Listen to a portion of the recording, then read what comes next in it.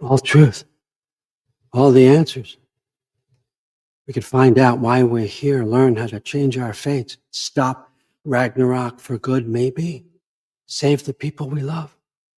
You're now live in the mix on Truthful Talk Radio. You can't handle the truth.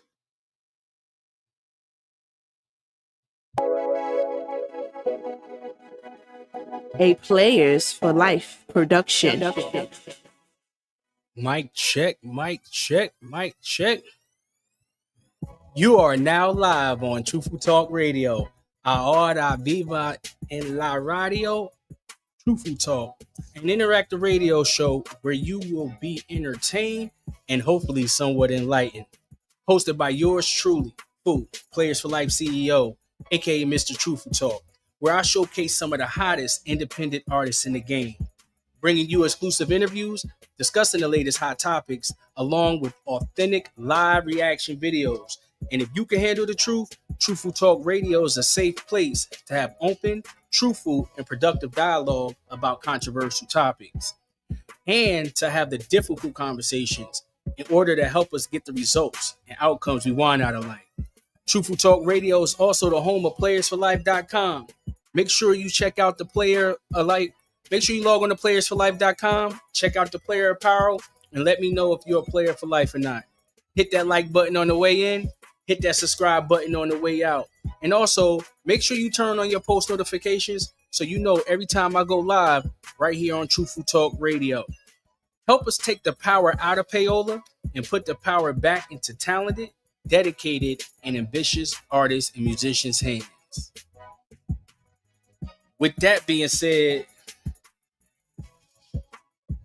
can you handle the truth? You can't handle the truth. Can you handle the truth? You can't handle the truth. Welcome back to another episode of Truthful Talk Radio. I am your host, like I said, Fu, Players for Life CEO. As I said earlier, this is an interactive radio show. The more you interact, the more entertaining and enlightened the show will be. Before we get into the live reaction video, because this is the live reaction part of the show, and if you want me to react to a particular video, go ahead and send it to truthfultalk@gmail.com. Before we get into this live reaction video, and the same thing applies with the artist. If you want an artist played right here on Truthful Talk Radio, go ahead and make sure you send it to that email scrolling down below, truthfultalk@gmail.com. We got to get into this play of the day. What's the play of the day? Just a small scripture to help you get through your day in a better way. Play of the day number 18. Social media is now the modern day casual drug. Some are dealers, but most are addicts that are in denial. The first step of recovery is to admit that you have a problem. Don't waste the most valuable resource of time seeking attention that will eventually cause you pain from those whom will never help you heal from that pain. So if you can handle the truth, You can't handle the truth. go ahead and hit that like button. If you can handle the truth, You can't handle the truth. hit that subscribe button. Just a little play of the day to help you get through your day in a better way. But with no further ado, we're about to get into this live reaction video. This should be a good one. If you don't know, I never look at the reaction videos. If I do, it'd be a minute or two, but I never watch it in its entirety. So you can get my organic, authentic reaction. So this should be a good one because this is coming from the content creator Culture Wars. And they have Charleston White in a conversation with Jesse Lee Peterson. So they got Mr. Stupid bitch. You a stupid motherfucker. They got him, and then they got Mr. Beta. So this show should be Amazing. Let's check it out. With no further ado, let's pull it up. Charleston White versus Jesse Lee Peterson. Share the live, people. Share the live. Because you are now live. Tell a friend to tell a friend.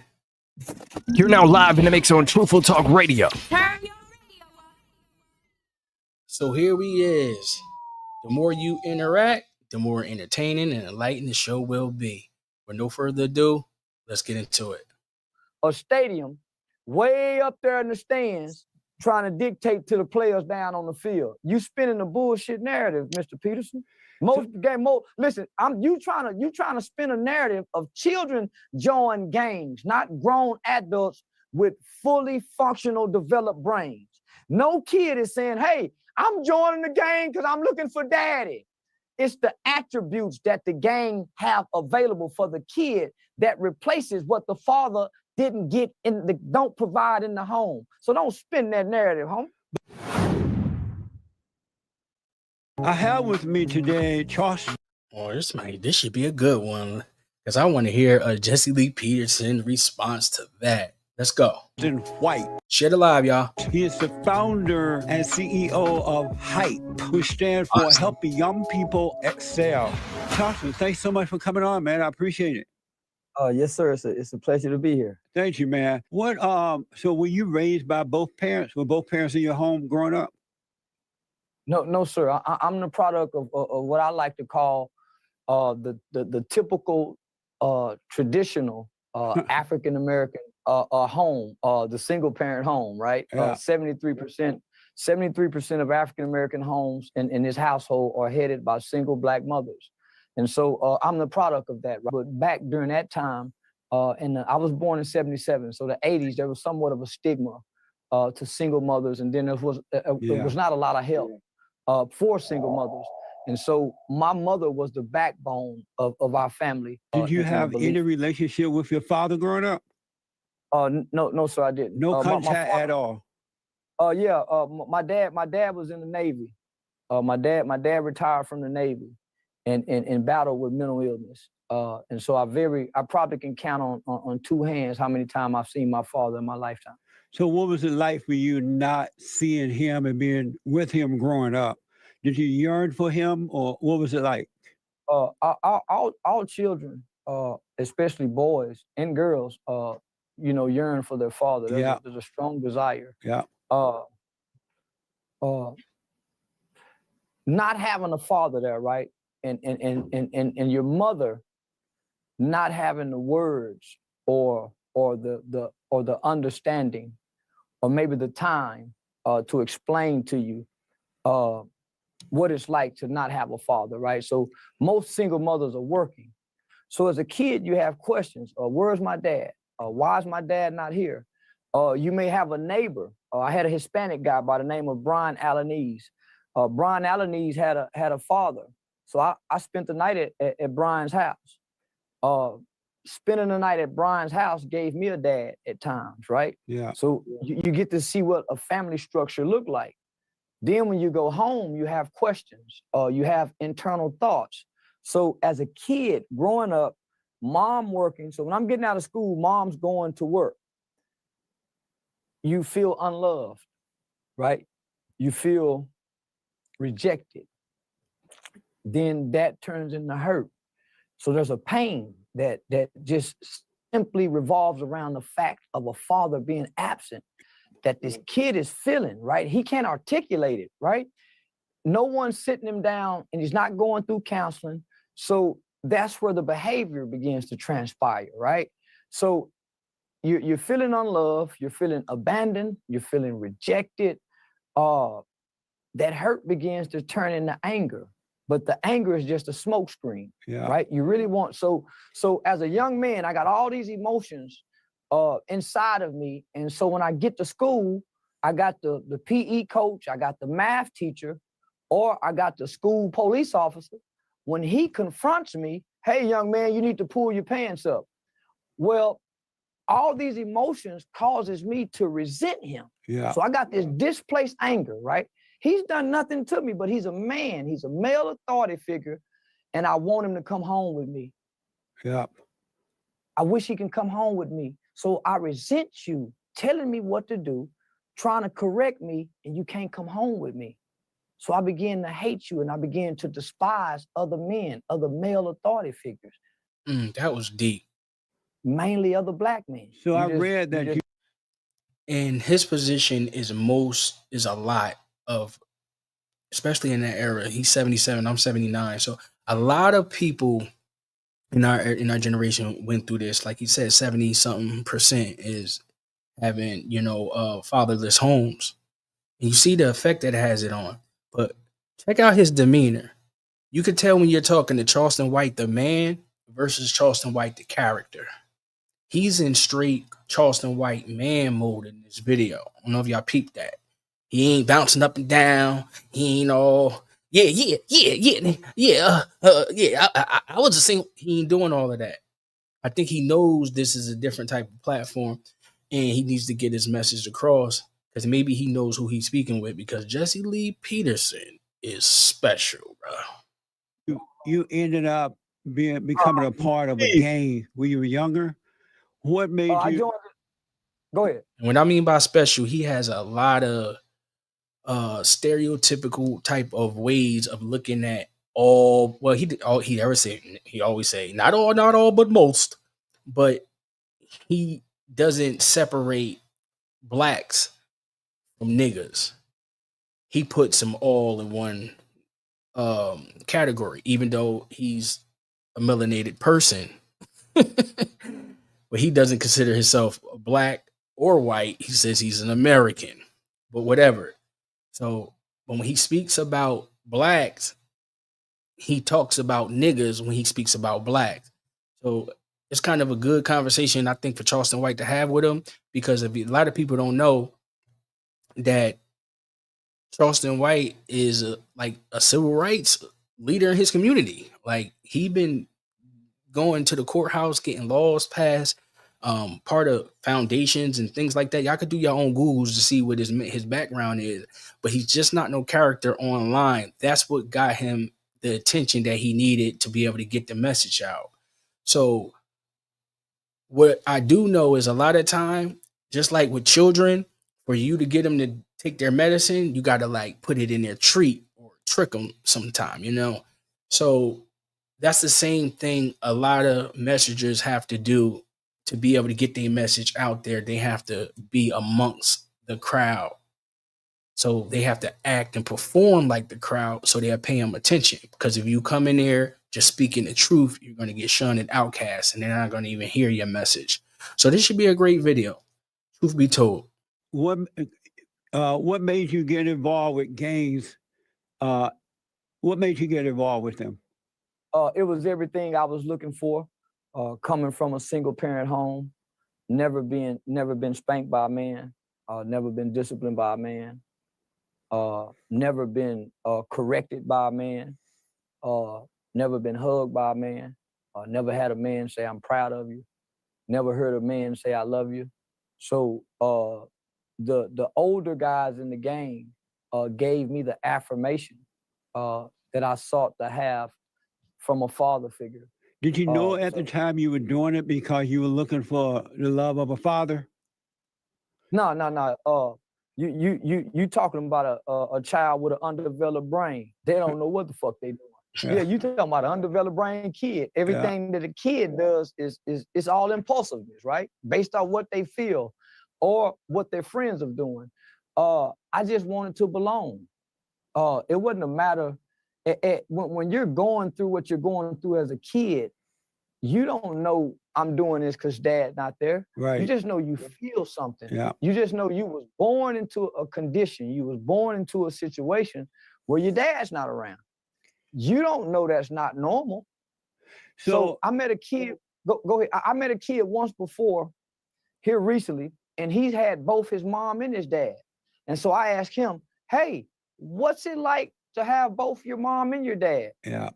He couldn't understand what I was saying because he don't know what it's like not to have it. That's right. So to grow up and every child you see don't have a dad, that becomes normal. It's the house with the dad that everybody say, "Hey man, they got a dad over there." And I spoke about this also, like the peer pressures that young boys have to go through. I don't think a lot of people pay attention to that or even consider the peer pressure. See, young boys have to grow into men. Men have to earn their keep. They have to earn their way. They're not like, we're not women. Women, y'all born with your qualities. All you have to really do is keep yourself in shape and have the right mindset, and you probably can get just about any man you want on the planet.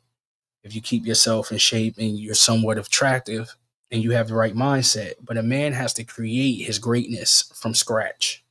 And when we don't have the right guidance and direction, that guidance is stagnated. We don't know where to go. And where we go is to our peers, because that's the closest people to us. So we become inspired by our older peers that's a couple year or two older than us, and we're looking for them for direction in life, which they don't even have the right direction in life. So it just becomes a constant dysfunctional cycle that doesn't stop. So one of the reasons I'm doing this show is to have these type of conversations, and this is very, very good to hear Charleston White saying what he's saying, and I'm gonna stop talking and let him keep talking. So you don't know until you grow up, and you can look at your life and assess your life, where you can start connecting the dots. But when you're a kid, it's your environment, it's the conditions, it's your nurture, the foundation of your home life dictates what you're gonna go outside and become. It's interesting. It's interesting in that your mother brought you out of poverty, or and bought a home. She got a job, and you and your brother ended up with your own rooms and everything. And yet that wasn't enough for you, because I read that you decided to run away from home and go on a crime spree, which led you to murder at 14 and go to prison and all that. So it's interesting how I've never been to prison. I mean, jail. Let me just say this. To jail, right? I went to juvenile. I went to a boys' home. Oh, okay. Let me just say this. Okay. Culture, right? Culture is way more influential, way more powerful than home life, upbringing. Let me give you an example. There was a time when Black people hung from trees, and there was white people standing in the crowd saying, I don't agree with that. But they wasn't going to speak out because culturally it was okay to hang niggas. There was a time when Jesse Lee just laughed. You can't handle the truth. The truth irritates demons. You heard how him just chuckle? That was a true statement. And that was a good statement. when white people said it was okay to enslave Black people, but there was a part of the people that says, no, that's not right. Yeah. But culture says we're going to do it. So you put your head down based off what you was raised. But overall, the culture influences it all, right? That's why culture is so strong and so impactful. Yep. And we see what it's doing to our families with social media affecting our culture. That's why the nuclear family, especially the Black nuclear family, is going to go extinct because of the culture. Marriage. We're not talking about marriage. He said he's born in 77. We're here in 2025, and we still have an even higher out of wedlock birth rate than we ever had before. So we're trending downwards. So the numbers is going down for marriages and going up for fatherless homes. So the only way we're going to really be able to make a difference, in my opinion, is to start at home and start at with you as the individual. As a man, you shouldn't be if you can't make her a wife, don't give her a life. And for the females, don't carry till you marry, right? So that small little concept, and another one, a big one, that came from this movie. Well, it ain't come from a movie, but it's the concept I got from it. What's it called? Planet of the Apes. They had a pact, 8 don't kill 8. If Blacks would stop killing each other, it'd make so much of a big difference. And if we start taking accountability for our own actions and stop having these bastard children, we could make a difference. But we're so far gone that it's almost looking like it's not going to happen. But I don't have a defeatist mindset. I don't care if we could change 1 or 1 million. As long as you can make a change, you make a difference. So let's have a conversation, truth be told. Back to the show. So here I am. I'm born into a culture that goes against what my mother teaches us. Yeah. I'm born where my culture, I got my mom saying, you need to go to work. I got an uncle who I see on a regular basis by way of being family members. He a pimp. I got a grandfather who sells drugs. I got another uncle who sells drugs. When I look across the street, I got another neighbor. He's getting out of jail for robbery. My cousin. So when I come inside and I cut my television on, I'm born in 1977. Think about the culture then. Pimps was glorified during the Black exploitation film era. Yeah. Superfly, the Mac. So I'm growing up watching all of this on the culture. I got a mother going to work. My culture don't show me mama going to work, but I see mama going to work. All the things that my culture present to me is negative. Yeah. And I have these same negative images, not just in my family, they in the community, they at my friend's house, they outside the school. So biblically, my mother says that the Bible says a son can do nothing without his father, that he can only do what he see his father does. So if there's no father around, who do you mimic? Mama? So I know a lot of young boys who didn't have no uncles, didn't have no brothers, didn't have no male cousins. So they was the little boy sitting down peeing outside when we were standing up peeing. So I seen a whole lot of little boys who was mimicking mama. So they sat down and pee until they went to school. Yeah. So I had uncles in mimic, right? So Confucius said, he who controls images controls minds. My little mind was being controlled based on me being young with a young, impressionable mind. So it's not that I went against my mother.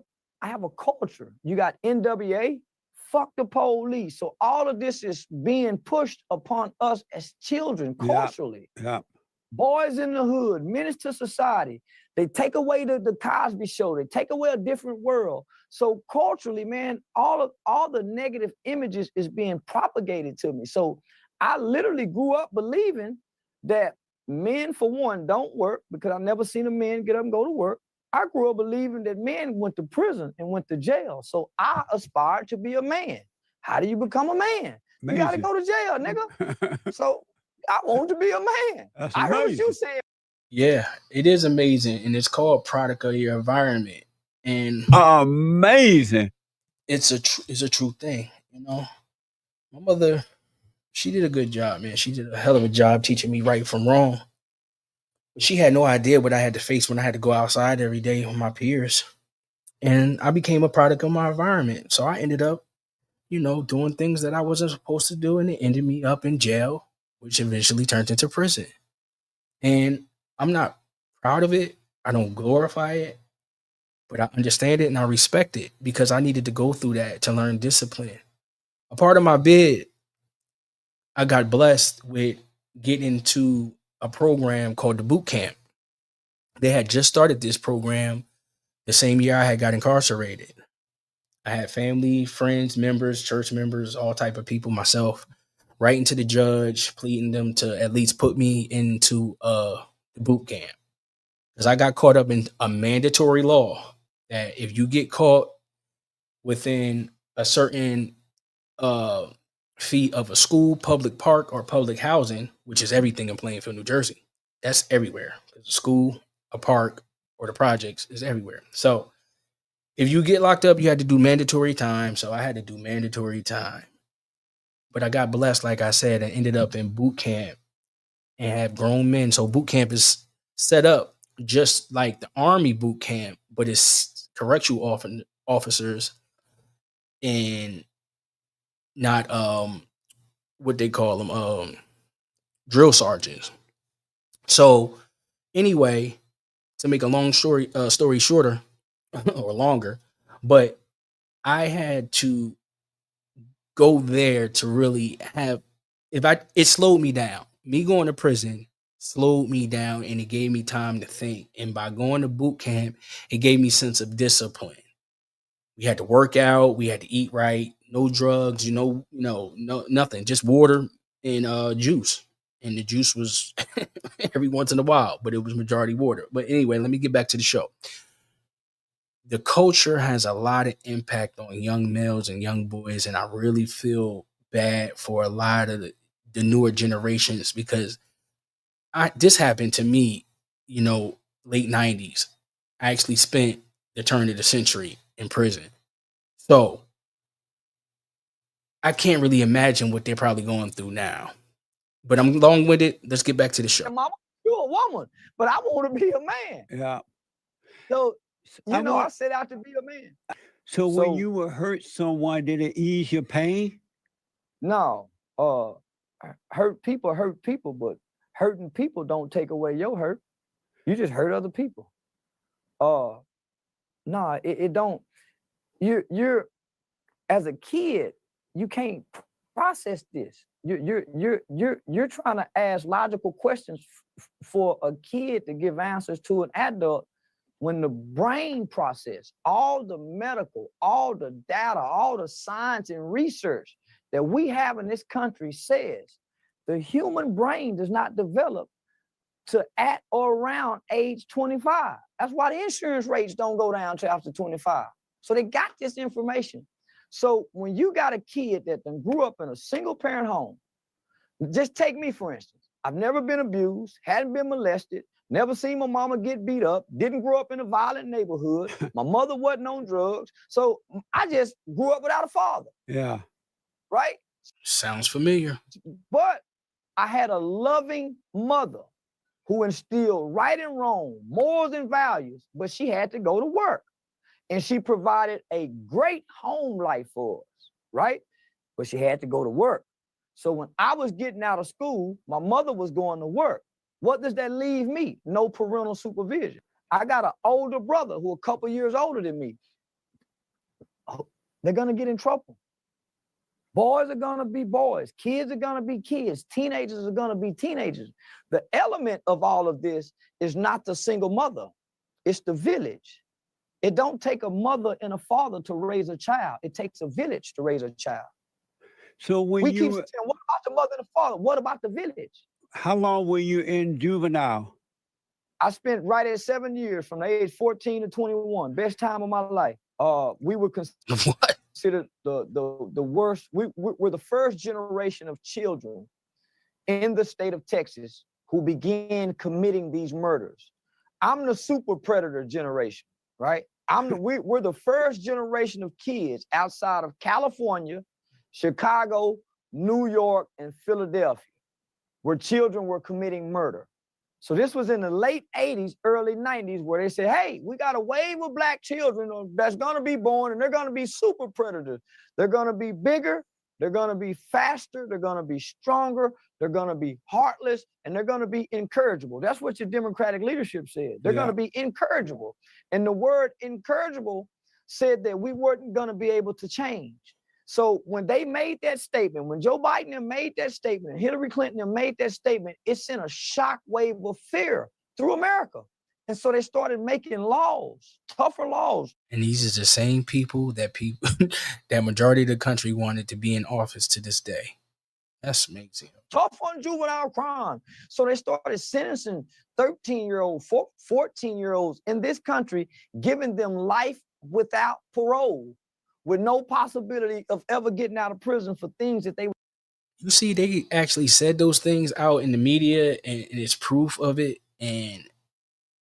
But yet, Donald Trump get labeled the racist, but they don't get that moniker. That is amazing to me. Like, no, anybody think about that? Amazing. Like, they're known for saying this. They're quoted on television, everything, for saying some real racist stuff toward black men and black culture, and people was in line voting for him. That's amazing. Was doing at age 12 and 13 That's some brainwash for your butt right there. and 14 years old. So I fell in that first group of children. It's just that I had a governor.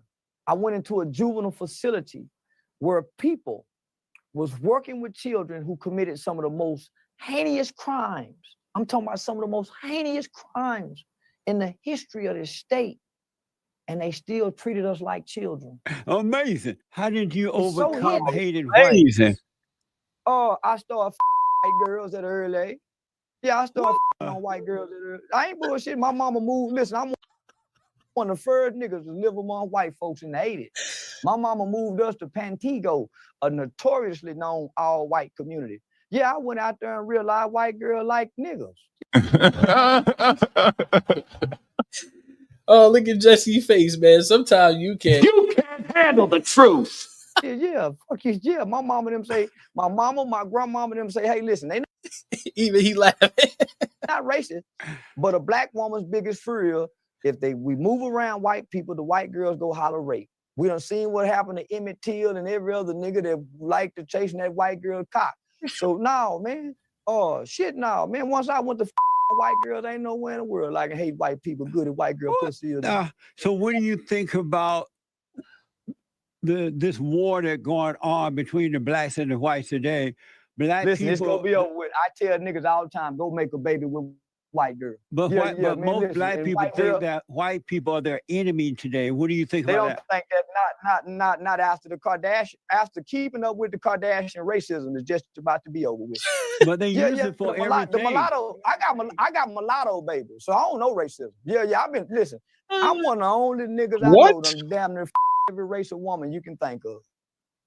I done had loud pussy.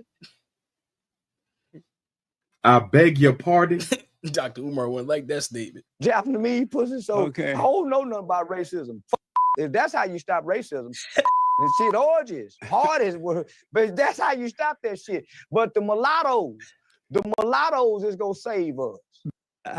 Because of time, I want to ask you a few other things here. Do you believe People in the back, mulatto is a mixed person, black and white. that I know that there's no such thing as racism. I believe that our battle is a spiritual battle, a warfare between good and evil, right versus wrong, and no such thing as racism. It's a spiritual battle. We not dealing with. That's why I say racism is so far embedded. My generation can't see it. We don't know what race. So I'm with you on that. Yeah. I'm with you. We looking for racism, and racism is too deep for us to see. Yeah. You got to go deal with an old motherfucker to deal with racism. So we dealing with good and bad. Yeah. Right And wrong. Yeah. I tried to have that conversation today. It didn't go too well. Listen, hold on. You speaking from a stadium way up there in the stands, trying to dictate to the players down on the field. You spinning the bullshit narrative, Mr. Peterson. Listen, you trying to spin a narrative of children join gangs, not grown adults with fully functional developed brains. No kid is saying, hey, I'm joining the gang because I'm looking for daddy. It's the attributes that the gang have available for the kid that replaces what the father didn't get don't provide in the home. So don't spin that narrative, homie. But do you believe that if those adult gang members had fathers growing up, would they they be a part of a gang as an adult? Listen, I know niggas who had daddies and mamas join the gang. I know guys that had I know well-to-do, affluent people who join gangs with mothers and fathers. And why would they join them? I don't know. I ain't had a mother and father to be able to. I know, but have you ever asked those grown ones, the ones you ran into? Listen. I don't know no grown people join gangs. I don't know no grown-up join gangs. It's the culture. I'm saying it at the beginning. It's the culture. That's why you can have somebody like King, T.I.'s son, and it's like most of our culture comes from the struggle mentality. So even as wealthy as King's parents are, he still wants to identify with the struggle. He wants to be able to identify with the hood. And what Charleston is telling Mr. Peterson, that the children that's in the hood, that's going to the gangs, they're not doing that because they want to be in a gang. They don't have any direction. And the culture leads them in that direction because that's all you see. That's all you know. And I can vouch for that. He has his own anecdotal experience. So do I. But I can relate. And I know it's thousands and millions of Charleston whites that, and Fuquan Simmons, that was able to be able to mentally get out of that trap. See, they call it the trap because it's a mindset. So you have to be able to unlearn and then relearn. You got to reprogram yourself with the right information. But it takes a lot of mental fortitude for you to be able to say, you know what? I was taught a lie. Everything that I was taught was wrong. So a lot of people, especially if they was brought up in the cult, in a hood or church or something like that, their mind is kind of almost already made up. So they have a saying, it's hard to teach old dog new tricks. But for you to be able to make it out of that situation, you have to be able to teach yourself new tricks. Truth be told, let's go.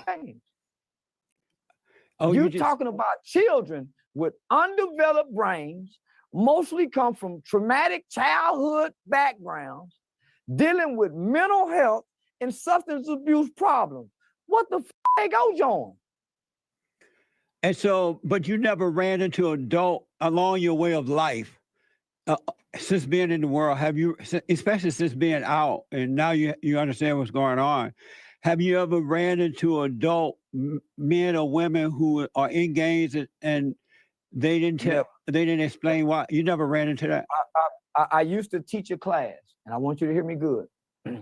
I used to teach a class for all the adult prisoners that came back to Fort Worth, Texas, that was released from prison at the Central Parole Office on McCart.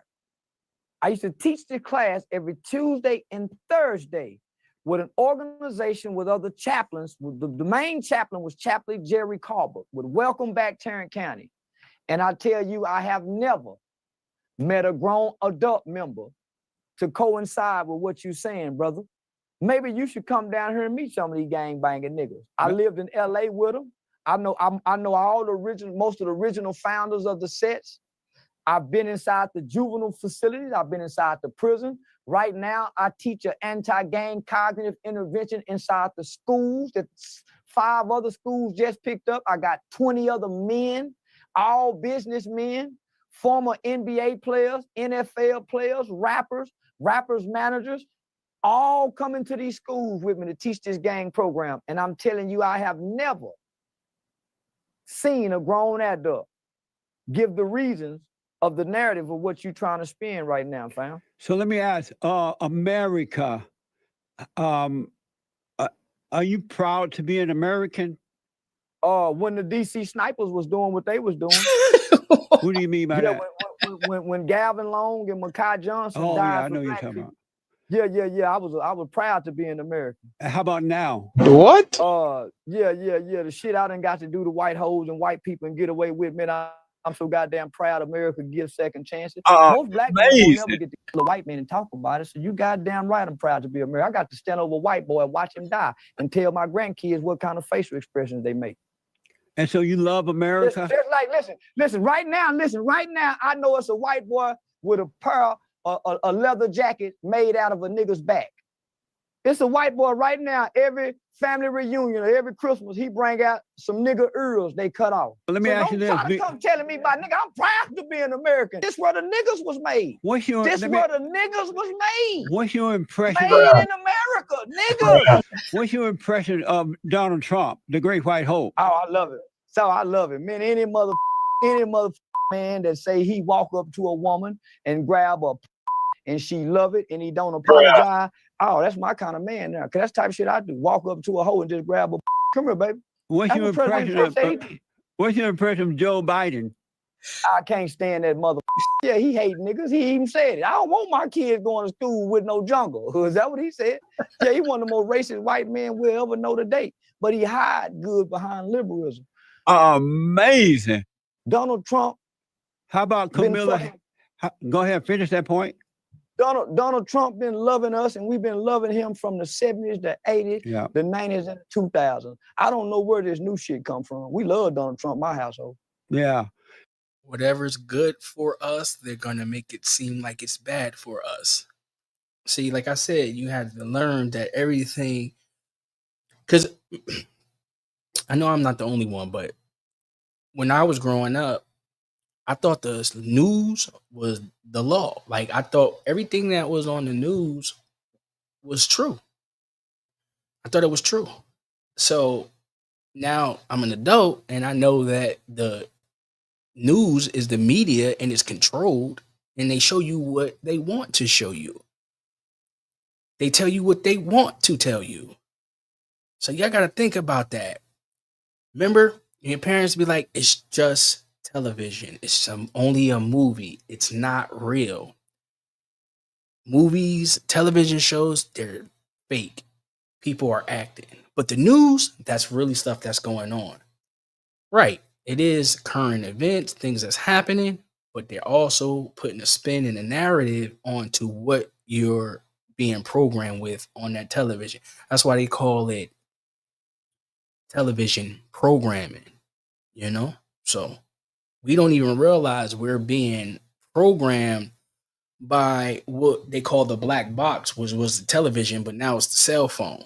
So now we able to take the TV with us everywhere we go, and we have connection to the world. I don't believe human beings are supposed to have as much access as we have. We're all little kids in the candy store right now, and that's what social media is making us sick and fat, because we don't know how to control our cravings. Because as a kid, you'll go in there and get sick and eat everything. That's why my mother used to have to put the cereal up, because I eat the whole thing of Captain Crunch until I get sick. It's a true story, really happened, right?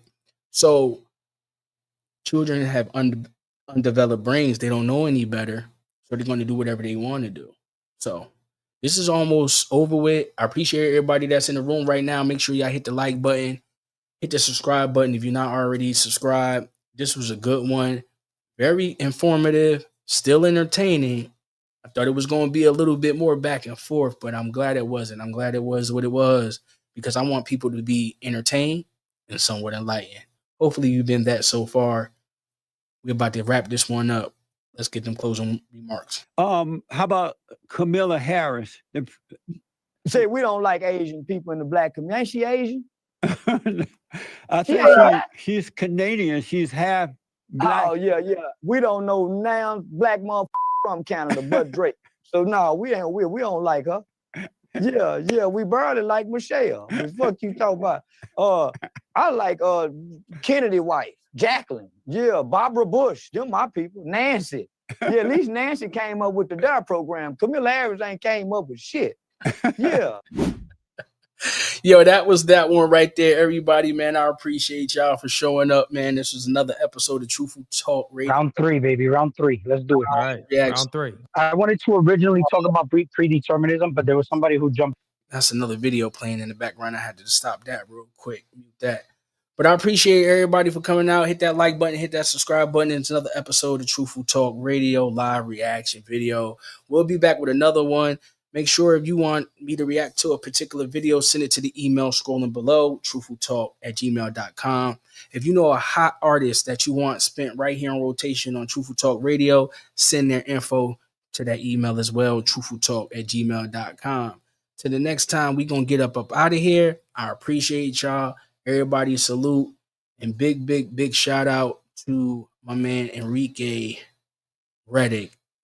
We're going to close the show off with his song. It's called Stop Your Shenanigans. Tell a friend to tell a friend. This is how we get it in. You are now live. You're now live in the mix on Truthful Talk Radio. Turn your radio up. Cut it out. Ooh,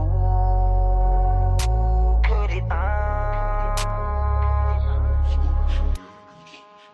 Cut that bullshit out. Get that bullshit up out of here. Where the fuck they do that at? They don't do that here. And if they do that there, then nigga, I'm good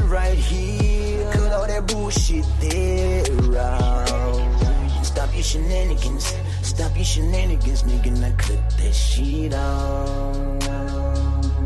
Stop your shenanigans. Stop your shenanigans. Stop your shenanigans, nigga. Now cut that shit off. You can't handle the truth. I don't lie about shit.